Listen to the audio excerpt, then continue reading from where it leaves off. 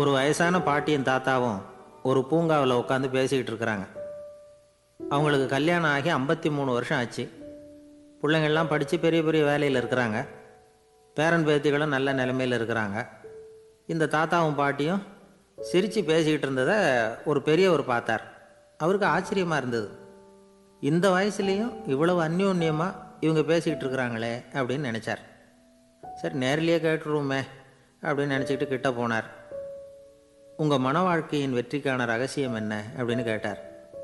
இதை கேட்டதும் அந்த தாத்தா சிரிச்சுக்கிட்டே பாட்டியை பார்த்தாராம். அதுக்கப்புறம் சொன்னாராம், நான் இந்த அம்மாவை கல்யாணம் பண்ணிக்கிட்டதுக்கும் எங்களுடைய இல்வாழ்க்கை இவ்வளவு நாளாக பலம் குறையாமல் மகிழ்ச்சியாக இருக்கிறதுக்கும் காரணம் ஒன்று தான்.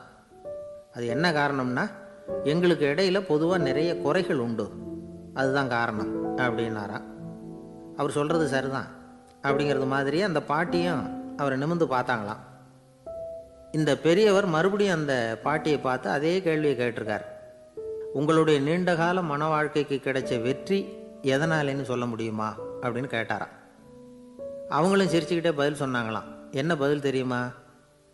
சில பேரை நாம் குறிப்பிட்ட பண்புகளுக்காக நேசிக்கிறோம், வேற சிலரை நாம் அந்த பண்புகள் இல்லாத குறைகளுக்காகவே விரும்பி பழகிறோம் இல்லையா அப்படின்னு கேட்டுவிட்டு தலையை குனிஞ்சிக்கிட்டாங்களாம் அந்த பாட்டியம்மா. அவங்க அப்படி சொன்னதை கேட்டதும் இவருக்கு புதுசாக ஞானம் பிறந்தது மாதிரி இருந்துதான். இதுதான் மனம் நிறைந்த மன வாழ்க்கை அப்படிங்கிறார் சுவாமி சின்மயானந்தர். பண்புகளை எப்படி நேசிக்க முடியுதோ அதே மாதிரி பண்புகள் இல்லாத குறைகளையும் நேசிக்க முடியும். மனசு தான் காரணம். ஒரு மேல்நாட்டு தம்பதி, அவங்களும் தாத்தா பாட்டி தான். அவங்க 2 பேரும் ஒரு பூங்காவில் உட்காந்து சிரித்து பேசிக்கிட்டு இருக்கிறாங்க.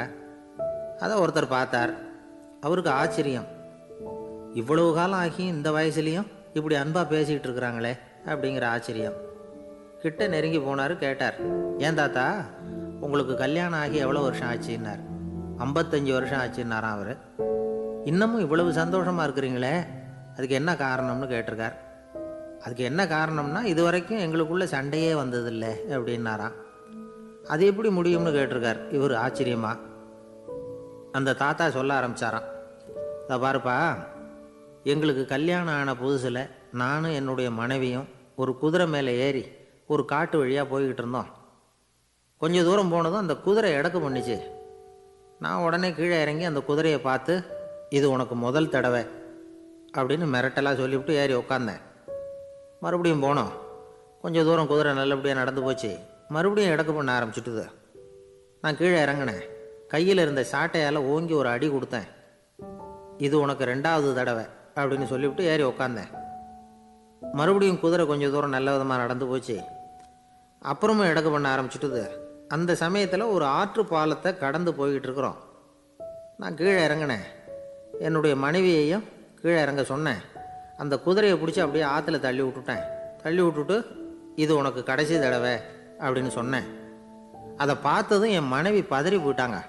போய், ஐயோ பாவம், என்ன இப்படி பண்ணிவிட்டீங்க, உங்களுக்கு மனசில் கொஞ்சம் கூட இறக்கமே இல்லையா அப்படின்னாங்க. நான் மெதுவாக இவங்க பக்கம் திரும்பி, இது உனக்கு முதல் தடவை அப்படின்னேன். அவ்வளவுதான், அன்னையிலேருந்து இன்னைய வரைக்கும் ஒரு நாள் கூட எங்களுக்குள்ள சண்டையே வந்ததில்லை அப்படின்னு விளக்கம் கொடுத்தார் அந்த தாத்தா. வெளிநாட்டில் ஒரு பெரிய விருந்து நடந்துக்கிட்டு இருந்துதான். எல்லாரும் மது கோப்பையும் கையுமா அலைஞ்சிக்கிட்டு இருக்கிறாங்க. ஒருத்தர் மட்டும் கையில் எதுவும் இல்லாமல் ரொம்ப நல்ல பிள்ளையா சாதுவாக ஒரு ஓரமாக தனியாக உட்காந்துருக்கிறார். அவர்கிட்ட நெருங்கி, வாங்க மது சாப்பிட்லாம் அப்படின்னு கூப்பிட்டாங்களாம். என்னை வற்புறுத்தாதீங்க, நான் என் மனசுக்குள்ளே உறுதியாக தீர்மானம் பண்ணிவிட்டேன் அப்படின்னாராம். என்ன தீர்மானம் பண்ணியிருக்கீங்க அப்படின்னு கேட்டிருக்காங்க. ஏற்கனவே முழு போதையில் இருக்கும் பொழுது மறுபடியும் மது கோப்பையை தொடரதில்லை அப்படின்னு தீர்மானம் பண்ணியிருக்கேன் அப்படின்னாராம். ஒரு ஊரில் ஒரு பெரியவர் இருந்தார். ஒரு நாள் அவரை தேடி ஒருத்தர் வந்தார். ஐயா, நான் கடவுளை பரிபூர்ணமாக நம்புகிறேன் அப்படின்னார். சரி, அந்த நம்பிக்கை உனக்கு எப்படி வந்ததுன்னு கேட்டார் இவர். அவர் சொல்ல ஆரம்பித்தார், ஐயா, எனக்கு கல்யாணம் ஆகி 10 வருஷம் ஆச்சு. ஆனாலும் குழந்தை பாக்கியம் இல்லை. அதுக்கு என்ன காரணமாக இருக்கும்னு நான் யோசனை பண்ணிகிட்டு இருந்தப்போ நண்பர் ஒருத்தர் ஒரு ஆலோசனை சொன்னார். உனக்கு மதப்பற்று இல்லை, எந்த கடவுளையுமே நம்ப மாட்டேங்கிற, அதுதான் காரணம். கடவுளை நம்பு, உனக்கு குழந்தை பாக்கியம் கிடைக்கும் அப்படின்னார். அவர் அப்படி சொன்னாரே தவிர எனக்கு சந்தேகம்தான். இருந்தாலும் அவர் சொன்னபடியும் நடந்து தான் பார்ப்போமே அப்படின்னு முடிவு பண்ணேன். கடவுளை நம்ப ஆரம்பித்தேன். அந்த வருஷமே அழகான ஆண் குழந்தை பிறந்தது. எல்லாம் இறைவன் அருள் அப்படின்னார். இவர் இப்படி சொன்னதை கேட்டதும் அந்த பெரியவர் சொன்னார், நீ சொல்கிறதெல்லாம் சரிதான், இருந்தாலும் இந்த காலத்தில் எந்த ஒரு காரியமாக இருந்தாலும் அதை சோதனை செஞ்சு பார்த்துட்டு தான் ஒரு முடிவுக்கு வந்து சேர முடியும். அறிவுபூர்வமான முடிவு அதுவாக தான் இருக்கும். அறிவியல் சோதனைகள் அப்படித்தான். ஒரு குறிப்பிட்ட விஷயத்தை பற்றி எத்தனை தடவை சோதனை பண்ணாலும் ஒரே முடிவு தான் கிடைக்கணும். அதுதான் சரியாக இருக்கும். அதனால் இப்போ மறுபடியும் ஒரு சோதனைன்னார். என்ன செய்யணும் அப்படின்னு கேட்டார் இவர். கடவுள்கிட்ட ஒரு பெண் குழந்தை வேணும்னு கேளு. முதல்ல ஆண் குழந்தையை கொடுத்தது மாதிரியே இப்போ ஒரு பெண் குழந்தையையும் கொடுக்குறாரா பார்க்கலாம் அப்படின்னார். சரின்னு சொல்லி இவர் அதே மாதிரி முயற்சி பண்ணினார். அதுக்கப்புறம் அவர் இந்த பெரியவர்கிட்ட வரவே இல்லை. கொஞ்ச காலம் கழித்து இவரே அவரை தேடிக்கிட்டு போய் கதவை தட்டினார். அவர் கதவை திறந்தார். என்ன ஆச்சு, கடவுள் கண் திறந்தாரா அப்படின்னு கேட்டார். அவர், அந்த சமாச்சாரம்லாம் நமக்கு வேணாம் சார். முதல் தடவை அது ஏதோ தற்செயலாக ஏற்பட்ட ஒரு சாதகம். இப்போ நீங்கள் 2வது தடவை சொன்ன பிறகு தினமும் கடவுளை வேண்டிக்கிட்டு தான் இருக்கிறேன், ஒன்றும் நடக்கலை அப்படின்னார் ரொம்ப விரக்தியாக. ஒரே ஒரு தோல்வியில் உங்கள் நம்பிக்கையெல்லாம் பறந்து போயிட்டுது பார்த்தீங்களா அப்படின்னார் அந்த பெரியவர். எல்லாம் நல்ல விதமாக நடக்கிற வரைக்கும் நம்பிக்கை, எதிர்பார்த்தது தோல்வியில் முடிஞ்சுட்டுதுன்னா அவநம்பிக்கை. மற்றவர்கள் பேரில் வைக்கிற நம்பிக்கை எந்த நேரத்திலையும் விவகாரமாகி விடக்கூடிய சாத்தியம் உண்டு. நாம் நம்பிக்கை வைக்க வேண்டியது நம்மக்கிட்ட தான். நமக்குள்ளே இருக்கிறார் கடவுள். எனவே நம்ம பேரில் நாம் வைக்கிற நம்பிக்கை தான் உண்மையான கடவுள் பக்தி. நிபந்தனையற்ற நம்பிக்கையாக அது இருக்கணும். எல்லாம் நல்லபடியாக நடந்துக்கிட்டு இருந்தால் எந்த முட்டாளுக்கும் நம்பிக்கை வரத்தான் செய்யும் அப்படிங்கிறது ஒரு பெரிய ஒரு கருத்து. தியானத்தின் மூலமாக தான் உனக்குள்ளே ஆழமாக தோண்டுனா உன்னுடைய அடி ஆழத்தில் நம்பிக்கை வந்து அப்படி ஊற்றெடுக்கும், அதை பார்க்க முடியும் அப்படிங்கிறது பெரியவர்கள் சிந்தனை. ஒரு குழந்தை அப்பாவை பார்த்து என்னப்பா பண்ணுறேன்னு கேட்டு தான். பிரார்த்தனை பண்ணிகிட்டு இருக்கிறேன்னாராம் அப்பா. பிரார்த்தனை பண்ணுனா என்ன கிடைக்கும் அப்படின்னு கேட்டு தான் குழந்தை. எல்லாம் கிடைக்கும் அப்படின்னாராம் அப்பா. நீ வச்சிருக்கிறிய பேனா அது கூட கிடைக்குமான்னு கேட்டு தான் குழந்தை. கிடைக்குமேன்னு இருக்கார்.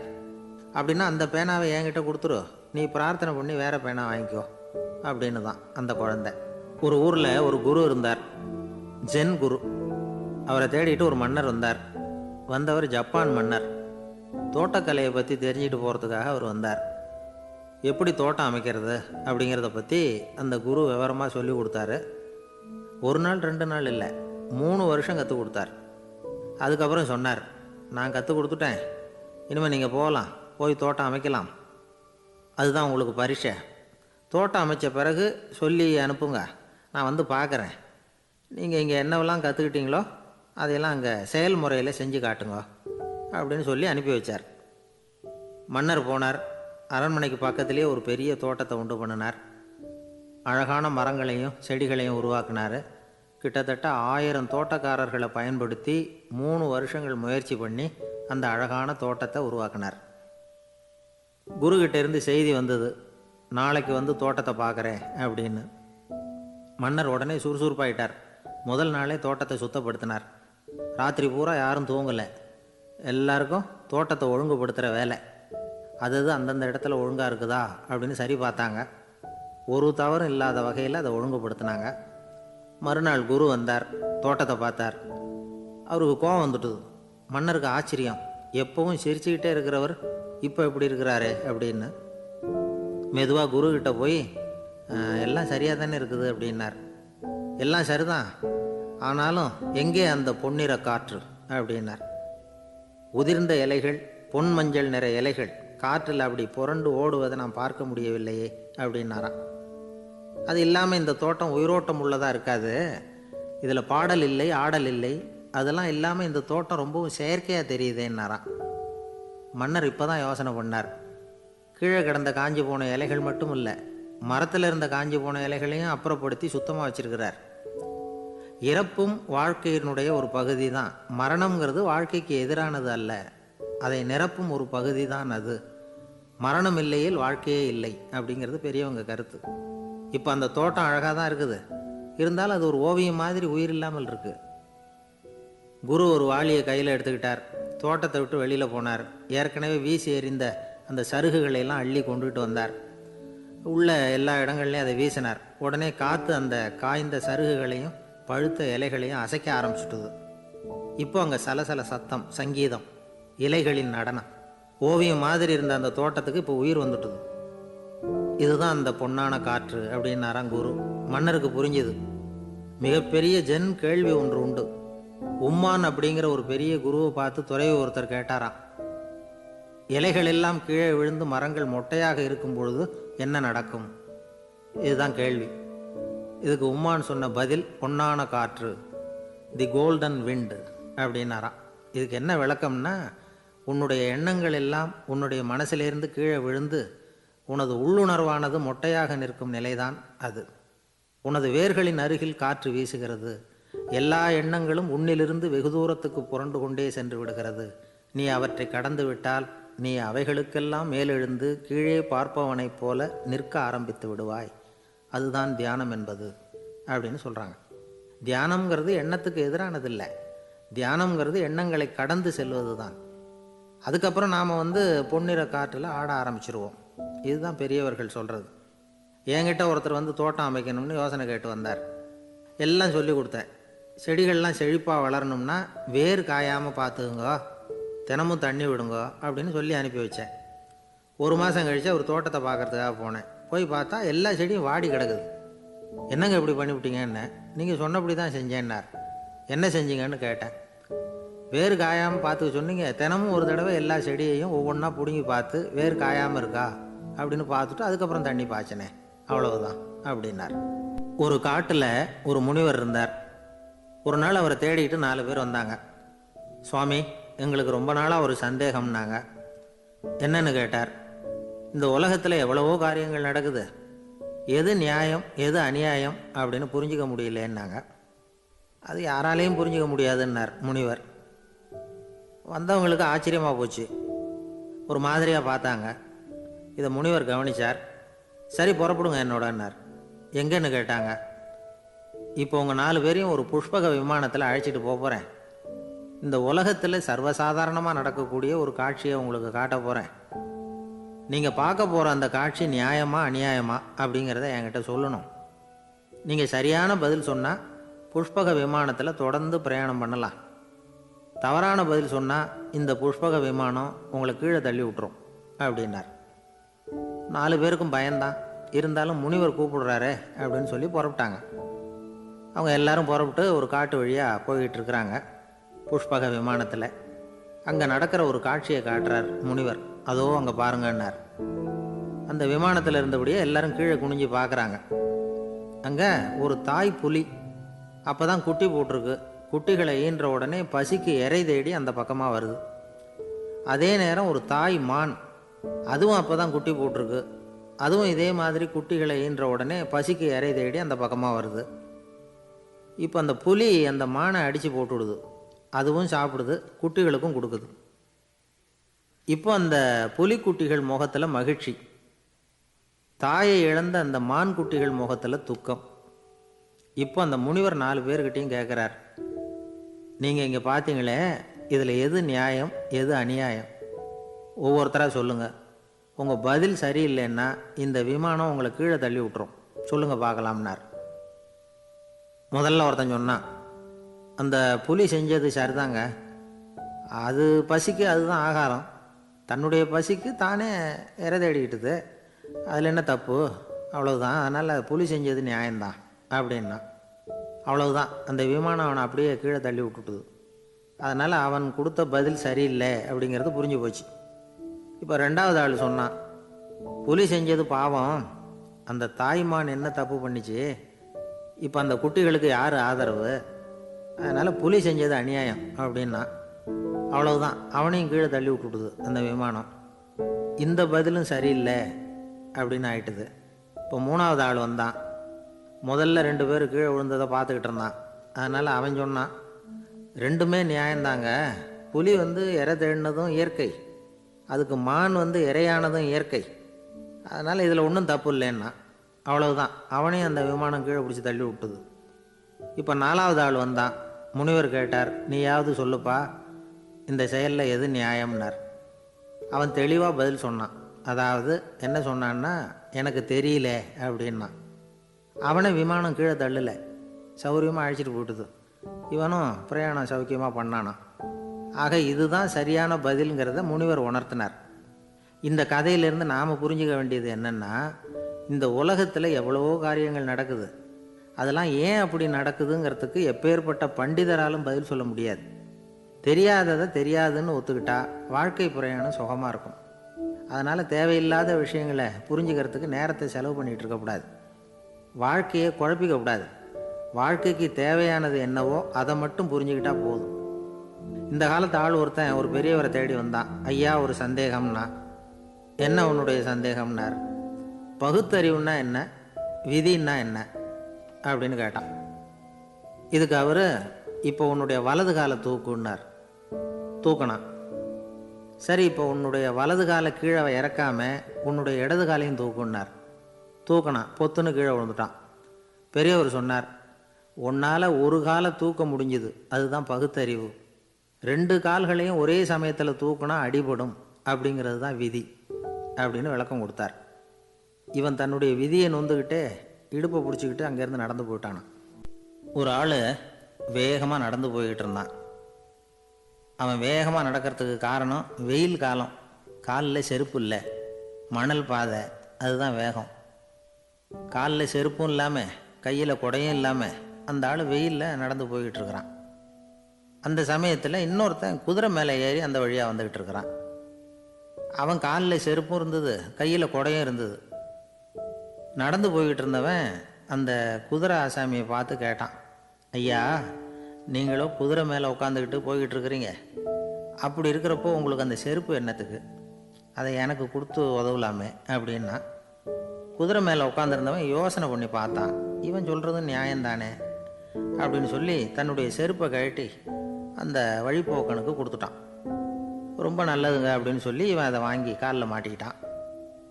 அதுக்கப்புறம் மறுபடியும் இவன் ஆரம்பித்தான், ஐயா, நீங்கள் குதிரையில் போகிறதுனால போக வேண்டிய இடத்துக்கு வேகமாக போய் சேர்ந்துருவீங்க, அதனால் உங்கள் கையில் அந்த குடை என்னத்துக்கு, நான் நடந்து போயிட்டுருக்கிறவன் ரொம்ப நேரம் நடக்க வேண்டியிருக்கும் இந்த வெயிலில், அதனால் அந்த குடையையும் எனக்கு கொடுங்களேன் அப்படின்னா. குதிரை வீரன் யோசனை பண்ணி பார்த்தான். இதுவும் நியாயம்தானே அப்படின்னு அவனுக்கு தோணுச்சு. உடனே இறக்கப்பட்டு தன் காலில் இருந்த செருப்பை கொடுத்தது மாதிரியே தன் கையில் இருந்த குடையையும் இவங்கிட்ட கொடுத்துட்டான். அதுக்கப்புறம் அவன் நிம்மதியாக புறப்பட்டான். இப்போ மறுபடியும் கை தட்டி அவனை நிறுத்தினான். கீழே நின்றுக்கிட்டு இருந்தவன், என்னப்பா, ஏன் என்ன நிறுத்தினேன், இன்னும் ஏதாவது வேணுமா உனக்கு அப்படின்னா குதிரையில் இருந்தவன். இவன் மெதுவாக வாயை திறந்து, அந்த குதிரையையும் என்கிட்ட கொடுத்துருங்களேன்னா. அந்த குதிரை வீரன் இப்போ ஒரு கணம் யோசனை பண்ணி பார்த்தான். உடனே என்ன பண்ணான் தெரியுமா, தன்கிட்ட இருந்த குதிரை சவுக்கை எடுத்தான். குதிரை சவுக்கால் அந்த ஆளை வாங்குவாங்கன்னு வீசி தள்ளிவிட்டான். இவ்வளவு சவுக்கடியும் வாங்கிக்கிட்டு இந்த ஆள் என்ன பண்ணான் தெரியுமா, சிரிக்கிறான். அடி வாங்கிட்டு யாராவது சிரிப்பாங்களா? குதிரை வீரனுக்கு ஒன்றும் புரியல. என்னப்பா அது, ஏன் இப்படி அடி வாங்கிட்டு இப்படி சிரிக்கிறியே அப்படின்னு கேட்டான். இப்போ அந்த வழிப்போக்கன் சொல்கிறான், ஐயா, நான் இப்படி சிரிக்கிறதுக்கு காரணம் இருக்குது. இப்படி குதிரை கேட்டு உங்ககிட்ட அடி வாங்கலைன்னு வச்சுக்கோங்க, என் உயிர் உள்ள வரைக்கும் மனசில் ஒரு தவிப்பு இருந்துக்கிட்டே இருக்கும். செருப்பையும் கொடையையும் கேட்ட உடனே கொடுத்தவன் குதிரையையும் கேட்டிருந்தா கொடுத்துருப்பானோ அப்படிங்கிற பேராசையில் ஏங்கிக்கிட்டே இருந்திருப்பேன். இப்போ உங்ககிட்ட அடி வாங்கின பிறகு என்னுடைய அந்த சந்தேகம் தீர்ந்து போச்சு. என்னுடைய ஆசைக்கு எல்லை எது அப்படிங்கிறத எனக்கு புரிஞ்சுட்டுது அப்படின்னு சொல்லிவிட்டு அவன் நடக்க ஆரம்பிச்சிட்டானான். ஆசைக்கும் எல்லை உண்டு அப்படிங்கிறத விளக்கறதுக்காக வாரியார் சுவாமிகள் சொல்கிற கதை இது. மனிதனுக்கு ஏற்படுகிற தன்முனைப்பு இருக்குது பாருங்க, ஈகோ, அது கூட ஒரு நிழல் மாதிரி தானா.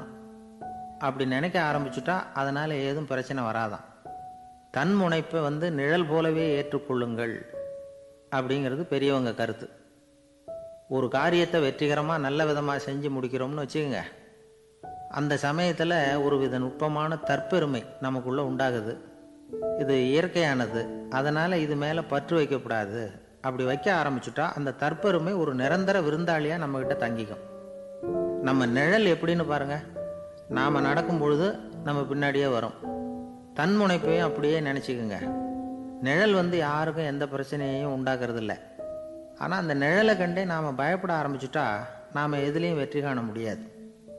நிழலோட சண்டை போடக்கூடாது. அது மாதிரி தன்முனைப்போடவும் நாம் சண்டை போட வேண்டியதில்லை. இல்லாத ஒன்றோடு சண்டை போடுறது எப்படின்னா அது இருட்டோட சண்டை போடுறது மாதிரி.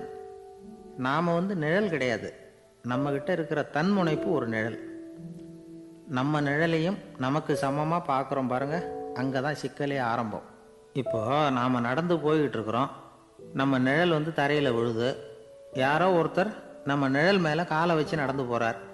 உடனே அவர்கிட்ட சண்டைக்கா போகிறோம், ஏண்டா என் நிழலை மிதிச்ச அப்படின்னு. நமக்கு தெரியும் அது நிழல் தாங்கிறது. அவர் உங்கள் மேலே நடக்கலை, உங்களுடைய நிழல் மேலே தான் நடக்கிறார். அது மாதிரி உங்கள் தன்முனைப்பின் மேலே யாராவது நடந்தால் உங்களை அவமானப்படுத்துகிறதா நினைக்கிறீங்க. காரணம் நாமளும் நம்ம தன்முனைப்பும் ஒன்றுங்கிற நினைப்பு தான் காரணம், மற்றபடி வேற ஒன்றும் கிடையாது. நம்ம நிழல் மேலே நடக்கிறவர் நம்மளை காயப்படுத்துறதில்ல. தன்முனைப்பை வேண்டாத ஒன்றாவும் பார்க்க வேண்டியதில்லை. அது இயற்கை. நிழலை உங்கள் முன்னாடி வைக்க வேணாம், அது உங்கள் பின்னாடியே இருக்கட்டும். நிழலின் நிழலாகி விடாதீர்கள், நீங்கள் நீங்களாகவே இருங்கள். இதுதான் சான்றோர் சிந்தனை. ஒரு பேருந்தில் ஒரே நெரிசல். ஒருத்தர் பக்கத்தில் நின்றுக்கிட்டு இருந்தவர்கிட்ட ரொம்ப பணிவாக விசாரித்தார், ஏன் சார் நீங்கள் ஏதாவது பெரிய உத்தியோகத்தில் இருக்கிறீங்களா அப்படின்னார். அப்படிலாம் ஒன்றும் இல்லைங்கன்னார் அவர். அப்படின்னா வேறு ஏதாவது அரசியலில் பெரிய பதவியில் இருக்கிறீங்களா அப்படின்னு கேட்டார். அதுவும் இல்லைங்கன்னார். சரி, பணமாவது அதிகமாக வச்சுருக்கீங்களா அப்படின்னு கேட்டார். அப்படிலாம் ஒன்றும் கிடையாது சார்னார் அவர். அப்புறம் எதுக்கடா என் காலை மிதிச்சுக்கிட்டு இருக்கிற, எடுறா காலை அப்படின்னாராம் இவர். ஒரு ரயில் வேகமாக போயிட்டுருக்கு. அது ஒரு ரயில்வே ஸ்டேஷனில் கொஞ்ச நேரம் நின்றுது. அப்போது அதில் ஒரு ஆள் ஏறினார். தலையில் ஒரு மூட்டையை வச்சுருந்தார். மூட்டையை தலையில் சுமந்துக்கிட்டே உள்ளே வந்தார். மூட்டையை தலையில் சுமந்துக்கிட்டே ஒரு இடத்துல உட்காந்தார். ரயில் மறுபடியும் புறப்பட்டுது. இவர் தன் தலையில் இருந்த மூட்டையை கீழே இறக்கி வைக்கணும்ல, வைக்கல, சுமந்துக்கிட்டே வரார். எதிரில் உட்காந்துருந்தவர் கேட்டார், ஏங்க ஏன் இப்படியே உட்காந்துருக்குறீங்க, தலையில் மூட்டையை வச்சுக்கிட்டு, மூட்டையை கீழே இறக்கி வைக்கலாமே அப்படின்னார். வேணாங்க, பாவம், தலையில் இருக்கிற மூட்டையை இறக்கி ரயிலில் வச்சா ரயிலுக்கு பாரம் அதிகமாக இருக்கும் அப்படின்னார் அவர். இப்படி ஒரு ஆளை பார்த்தா நமக்கு சிரிப்பு தான் வரும். ஏன்னா ரயிலுங்கிறது அந்த மூட்டையையும் சேர்த்து சுமந்துக்கிட்டு தான் போகுது. அவன் அந்த மூட்டையை தலையில் வச்சுருந்தாலும் ஒன்று தான், தரையில் வச்சுருந்தாலும் ஒன்று தான். அதனால் ரயிலுக்கு எந்த மாற்றமும் ஏற்பட போகிறதில்ல. அதே மாதிரி தான் நம்ம மனமும். இதுவும் ஒரு தேவையில்லாத சுமை, அனாவசியமாக சுமந்துக்கிட்டு இருக்கிறோம். இதை கீழே இறக்கி வச்சுட்டா வாழ்க்கை பிரயாணம் சுகமாக இருக்கும். ரயில் பிரயாணம் பண்ணுற அந்த ஆள் மூட்டையை சுமக்கிறான், வாழ்க்கை பிரயாணம் பண்ணுற நாம மனசை சுமக்கிறோம். இது ரெண்டுக்கும் எந்த வித்தியாசமும் இல்லை. மனசை கீழே இறக்கி வச்சுட்டா பாரம் இல்லாமல் வாழலாம், பறவைகள் மாதிரி பறக்கலாம், குழந்தைகள் மாதிரி கள்ளங்கபடம் இல்லாமல் வாழலாம். இந்த வெளி உலகத்தில் நாம் நிலை பெற்று இருக்கணும், வேரூன்றி இருக்கணும். அதே சமயம் நம்முடைய உள்வெளியில் ஆன்மீக வாழ்க்கையில் பாரம் இல்லாமல் இருக்கணும். அப்போ பறக்கணும், நதியை போல் ஓடணும், மிதக்கணும். பயணம் சுகமாக இருக்கும், களைப்பு தெரியாது, கவலை தெரியாது. ஒரு சீடன் போதி தர்மரை நாடி வந்தான். குருவே, நீங்கள் என்ன வெறுமையாக இருக்க சொன்னீங்க, நான் இப்போ மறுபடியும் வெறுமையானவன் ஆகிட்டேன், அதனால் இப்போ என்ன செய்ய சொல்கிறீங்க என்ன அப்படின்னு சொல்லி நின்னான். உடனே அந்த குரு பக்கத்தில் இருந்த ஒரு குச்சியை எடுத்து அவன் தலையில் அடித்து, போய் அந்த வெற்றுத்தன்மையையும் வீசி எறிந்து விட்டு வா அப்படின்னார். நான் இப்போ காலியாக இருக்கிறேன்னு ஒருத்தன் சொல்கிறான்னு வச்சுங்க, அது உண்மை இல்லை. ஏன்னா இன்னமும் அதில் நான்கிற எண்ணம் இருக்குது. எந்த சிந்தனையும் இல்லாமல் இருக்கிறது கடினம்தான். ஆனாலும் மனிதன் அதில் உள்ள நுட்பத்தை புரிஞ்சுக்கிட்டான்னா இவ்வளவு தூரம் தூக்கி சுமந்துக்கிட்டு வந்த அந்த மனதின் முட்டாள்தனத்தை அவனே பார்த்துட்டு சிரிப்பான். இதுதான் பெரியவங்க சொல்லியிருக்கிற ஆலோசனை. நம்மால் ஒருத்தன் தலையில் ஒரு பெரிய மூங்கில் கூடையோடு ரயிலில் உட்காந்தான். கூடை தலையில் இருந்தது, கீழே இறக்கி வைக்கல. எதிரில் இருந்தவர் கேட்டார், ஏங்க எதுக்காக அதை அனாவசியமாக சுமந்துக்கிட்டே இருக்கீங்க, கீழே இறக்கி வைங்களேன்னார். இல்லைங்க, நான் வீட்டை விட்டு புறப்படும் பொழுதே என் பையன் சொல்லிவிட்டான், கூடையை தலையை விட்டு இறக்கக்கூடாதுன்னு அப்படின்னார். அவன் சின்ன பையன், விவரம் இல்லாமல் சொல்லியிருப்பான். இப்போ என்ன நேரில் வந்தால் பார்த்துக்கிட்டு இருக்கிறான், நீங்கள் இறக்கி வைங்கன்னார் அவர். அவன் நேரில் பார்த்துக்கிட்டு இல்லை, இருந்தாலும் நான் இந்த கூடையை கீழே இறக்கி வச்சா அது அவனுக்கு தெரிஞ்சிடும் அப்படின்னாரு இவர். அது எப்படின்னார் அவர். அவன் தனக்கு டிக்கெட்டு வாங்க வேணாம்னு சொல்லி இப்போ இந்த கூடைக்குள்ளே தான் உட்காந்துருக்கிறான் அப்படின்னார் இவர். ஒரு ஊரில் ஒரு மன்னர் இருந்தார். அழகான அரண்மனையில் அவர் இருந்தார். அந்த அரண்மனையை விட அழகாக ஒரு மாளிகையை அந்த ஊர்லேயே வேற ஒருத்தன் கட்டியிருந்தான். அப்படி கட்டி முடிச்சதில் அவனுக்கு ரொம்ப பெருமை. எத்தனையோ செல்வந்தர்கள்லாம் வந்து பார்த்துட்டு, இந்த மாளிகையை விலைக்கு கொடுத்துட்றியா, எவ்வளவு விலை சொன்னாலும் சரி நாங்கள் வாங்கிக்கிறதுக்கு தயாராக இருக்கோம் அப்படின்னு சொல்லி கேட்டு பார்த்துட்டாங்க. நான் இதை விற்கிறதுக்கு தயாராக இல்லை அப்படின்னு சொல்லிவிட்டான். அவ்வளவு சிறப்பாக கலை அம்சத்தோடு அதை கட்டி முடிச்சிருக்கிறான். அதுவே ஒரு பெரிய அரண்மனை மாதிரி இருந்ததுன்னா பார்த்துங்களேன். சுற்றிலும் அழகான பூந்தோட்டம். ஒரு நாள் அவன் எங்கேயோ வெளியூர் போயிட்டு திரும்பி வந்துக்கிட்டு இருக்கிறான். அப்போது அந்த மாளிகை தீப்பெட்டி எரிஞ்சிக்கிட்டு இருக்கு. பதறி போட்டான். விலைக்கு கேட்டவங்க யாராவது இதை செஞ்சுருக்கணும், இல்லைன்னா மன்னரே செய்த சதியோ என்னவோ, இப்படிலாம் அவனுக்கு சந்தேகம். ஒரு மூலையில் உட்காந்து அழ ஆரம்பிச்சிட்டான். அந்த சமயத்தில் அவனுடைய மகன் அங்கே ஓடி வந்தான். அப்பா அழாதீங்க, இதை நான் நேற்று ராத்திரியே நம்ம ஊர் மன்னருக்கு விற்றுட்டேன். இதை கட்டி முடிக்க நமக்கு எவ்வளவு செலவாச்சோ அதை போல் 3 மடங்கு விலைக்கு விற்றுட்டேன். கவலைப்படாதீங்க, இதை விட அழகான மாளிகையை நாம் புதுசாக கட்டிக்கலாம்னா. இதை கேட்டதும் அழுதுகிட்டு இருந்தவன் அழுகையை நிறுத்தினான், சிரிக்க ஆரம்பிச்சிட்டான். இதே இடத்த நான் வந்து மன்னர்கிட்ட இருந்து விலைக்கு வாங்குவேன், இதை விட அழகான மாளிகையை கட்டுவேன் அப்படின்னு சுற்றி நின்று எல்லார்கிட்டையும் சொல்லிக்கிட்டு இருந்தான். இந்த சமயத்தில் அவனோட இளைய மகன் ஓடி வந்தான். அப்பா, அண்ணன் சொன்னதெல்லாம் சரிதான், மன்னர்கிட்ட விலை பேசினதெல்லாம் உண்மைதான், ஆனால் விற்றது பேச்சு அளவில் தான். இனிமே தான் பத்திரம் வாங்கணும், எழுதணும், நீங்கள் கையெழுத்து போடணும், பதிவு பண்ணணும், மன்னர்கிட்ட பணம் வாங்கணும். அதுக்காகத்தான் உங்களை எதிர்பார்த்துக்கிட்டு இருந்தோம். அதுக்குள்ளே இப்படி ஆயிட்டுதுன்னா. இப்போ சிரிச்சுக்கிட்டு இருந்தாவன் சிரிப்பை நிறுத்தினான். மறுபடியும் குழந்தை மாதிரி அழ ஆரம்பிச்சிட்டான். இது ஒரு சம்பவம். இதிலிருந்து என்ன தெரியுது? அந்த அழகான மாளிகை தன்னுடையது அப்படின்னு நினைக்கும் பொழுது அவனுக்கு அழுகை வந்தது. அது தன்னுடையது இல்லை அப்படின்னு நினைக்கிற போது சிரிப்பு வந்தது. மறுபடியும் அது தன்னுடையது தான் அப்படிங்கிற உணர்வு வரும்பொழுது அழுகை. எது எதிலிருந்து நீ நீங்கி இருக்கிறாயோ அது அதிலிருந்து உனக்கு துன்பம் இல்லை அப்படிங்கிறார் திருவள்ளுவர். இந்த உடம்பு என்னுடையதில்லை அப்படிங்கிற உணர்வு வந்துட்டா அது ஒரு பெரிய நிலை. அந்த நிலை வந்து வரணும். எல்லாத்தையும் பயன்படுத்திக்கலாம், ஆனால் பற்றில் விழுந்துடக்கூடாது. உலகத்தில் இருங்கள், ஆனால் உலகத்தவராக இருக்காதீர்கள். உலகிற்குள் இருங்கள், உலகம் உங்களுக்குள் வந்துவிட அனுமதிக்காதீர்கள். விலகி இருங்கள், விழித்திருங்கள், மௌனமாய் பார்த்திருங்கள் அப்படிங்கிறது சான்றோர் கருத்து. செய்ய வேண்டிய கடமையிலிருந்து விலகி இருக்கிறவர்கள் நம்மகிட்ட நிறைய பேர் உண்டு. அப்படிப்பட்ட ஒருத்தர் டாக்டர்கிட்ட போனார். டாக்டர், நான் ஒரு கவர்மெண்ட் ஆஃபீஸில் வேலை பார்க்குறேன், எனக்கு ஒரே அசதியாக இருக்குது, என்னை சோதிச்சு பாருங்கள், ஆலோசனை சொல்லுங்கள் ஏதாவதுன்னார். டாக்டர் அவரை பரிசோதனை பண்ணி பார்த்துட்டு சொன்னார், இதோ பாரு, உனக்கு இப்போ தேவைப்படுறது முழு ஓய்வு. நீ எவ்வளவு சீக்கிரமாக ஆஃபீஸுக்கு போறியோ அவ்வளவுக்கு உனக்கு நல்லது அப்படின்னாராம். எனக்கு தெரிஞ்ச ஒருத்தர் இருக்கார். அவர் ஒரு பெரிய காவல்துறை அதிகாரி, ரொம்ப கண்டிப்பானவர். அவரை கண்டாவே எல்லாரும் பயப்படுவாங்க. அப்படிப்பட்டவர் வீட்டுக்கு போனால் அப்படியே அடியோடு மாறிடுவார். அங்கே போய் பார்த்தீங்கன்னா குழந்தைகளோட குழந்தையாக அவர் விளையாடிக்கிட்டு இருப்பார். அலுவலக சமயத்தில் பார்த்தீங்கன்னா குதிரை முதுகில் அவர் உட்காந்துருப்பார். வீட்டில் பார்த்தீங்கன்னா அவர் முதுகில் குழந்தை உட்காந்துருக்கும். அவர் குதிரை மாதிரி போயிட்டு இருப்பார். இது எப்படிங்க முடியுது உங்களால் அப்படின்னு கேட்டாங்க. அது ஒன்றும் இல்லை, இங்கே வீட்டுக்கு வந்த உடனே என்னோட மனசை தனியாக எடுத்து வச்சுருவேன் அப்படின்னார்.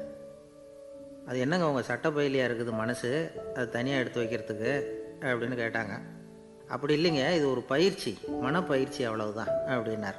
இப்படி சமயம் பார்த்து மனசை தனியாக வச்சுவிட தெரிஞ்சவங்க வாழ்க்கையில் எப்பவும் உற்சாகமாக இருப்பாங்க அப்படிங்கிறது பெரியவங்க கருத்து. ஒரு டாக்டர் ஆஸ்பத்திரியில் இருக்கிற வரைக்கும் டாக்டராக இருக்கலாம். அவர் மனைவிகிட்டையும் அவர் டாக்டராக இருக்க வேண்டிய அவசியம் இல்லை. ஒரு வக்கீல் வந்து கோர்ட்டில் இருக்கிற வரைக்கும் வக்கீலாக இருக்கலாம். வீட்டுக்கு வந்ததுக்கு அப்புறமும் வக்கீலாக இருக்க வேண்டிய அவசியம் கிடையாது. வீட்டில் வந்து குழந்தைகள்கிட்ட விளையாடும் பொழுதும் அதுகள்கிட்ட ஃபீஸு கேட்டுக்கிட்டு இருக்கக்கூடாது. நாம் எப்படி இருக்கணும்னு பெரியவங்க சொல்கிறாங்கன்னா, மனசோட சேரப்படாதான். அப்படி சேராமல் வாழ்க்கையை கவனிக்கணுமா. மனசை அப்படியே தனியாக எடுத்து பக்கத்தில் வச்சுடணும். அப்படின்னா அதை அப்படியே தூக்கி எறிஞ்சுடு அப்படின்னு அர்த்தம் இல்லை. ஏன்னா மனசுங்கிறது நமக்கு உபயோகப்படக்கூடிய ஒன்று தான். எப்போ அது தேவையோ அப்பப்போ எடுத்து உபயோகப்படுத்திக்கணும். தேவைப்படுறப்போ எடுத்து கண்ணாடியை மாட்டிக்கிறோம்ல, படிக்கும் பொழுது கண்ணாடி தேவைப்படுது, எடுத்து மாட்டிக்கிறோம் இல்லையா, அது மாதிரி கணக்கு போடுறதுக்கு மனசு தேவை. கடைக்கு போய் ஒரு பொருள் வாங்குகிறோம், காசு கொடுக்குறோம், மீதி சில்லறை சரியாக இருக்கா அப்படின்னு எண்ணி பார்த்து வாங்க வேண்டியிருக்கு. அந்த சமயத்தில் மனசை எடுத்து தனியாக வச்சுட்டேன் அப்படின்னு சொல்லிகிட்டு இருக்கக்கூடாது. பரீட்சைக்கு படிக்க வேண்டியிருக்குது, படித்ததையெல்லாம் அப்படியே நினைவில் வச்சுக்க வேண்டியிருக்கு, அந்த சமயத்தில் மனசை தூக்கி எறிஞ்சுட்டேன் சார் அப்படின்னு சொல்லிகிட்டு இருக்கக்கூடாது. அப்படி சொன்னால் பரீட்சை நம்மளை தூக்கி எறிஞ்சிடும். அதனால் தேவைப்படுறப்போ மனசை உபயோகப்படுத்தணும், தேவையில்லாதப்போ அதை தனியாக ஓய்வு எடுத்துக்க விட்டுடணும். இப்படி நாம் பழக்கப்படுத்திக்கிட்டா வாழ்க்கைங்கிறது நமக்கு புதுசாக தெரியுமா. மனசுக்கும் ஒரு சக்தி கிடைக்கும். எந்திரங்களுக்கு ஓய்வு கொடுக்குற மாதிரி மனசுக்கும் ஓய்வு கொடுக்கணும், இல்லைன்னா அது களைச்சி போயிடும். குழந்தைகள் மனசை சுமந்துக்கிட்டு இருக்கிறது இல்லை. இது முதியவர்கள் குழந்தைகள்கிட்டே இருந்து கற்றுக்க வேண்டிய ஒரு பாடம். ஆனாலும் இந்த கால குழந்தைகள்கிட்ட ரொம்ப எச்சரிக்கையாக இருக்க வேண்டியிருக்கு. ஒரு தாத்தாவும் பேரனும் விளையாடிக்கிட்டு இருக்கிறாங்க. தாத்தா, எனக்கு சைக்கிள் ஓட்ட கற்றுக் கொடு அப்படிங்கிறான் பேரன். சைக்கிள் உயரம் கூட இல்லை, அதுக்குள்ளே சைக்கிள் ஓட்டணுமா அப்படின்னார் தாத்தா. ஏன் தாத்தா, ரயில் ஓட்டுறாரே, அவர் என்ன ரயில் நீளமாக இருக்கார் அப்படின்னு கேட்டானா அந்த பையன்.